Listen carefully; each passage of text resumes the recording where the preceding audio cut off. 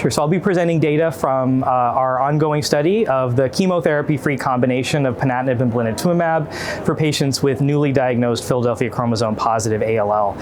So as background, we know that intensive chemotherapy plus a tyrosine kinase inhibitor has been considered standard of care for patients with Philadelphia chromosome positive ALL, generally followed by a subsequent allogeneic stem cell transplant.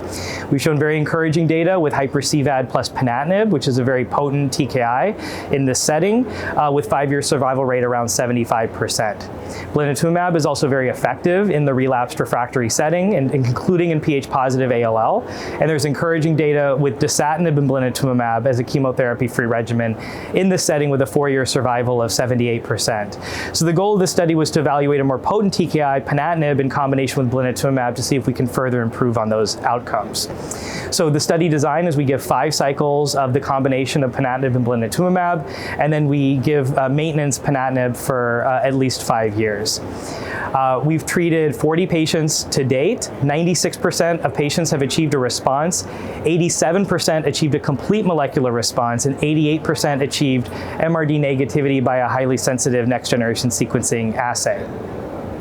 To date, we've only transplanted 1 of those patients.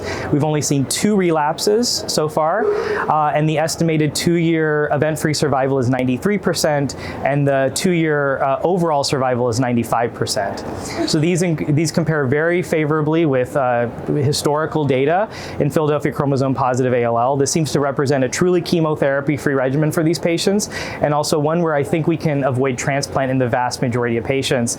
And I think with longer-term follow-up, we'll really see this becoming hopefully a new standard of care. And I would say that that these kind of studies have really revolutionized the treatment of pH-positive ALL, where this used to be one of the most aggressive forms of leukemia that we had, and now it's one of the most treatable and I hope now curable.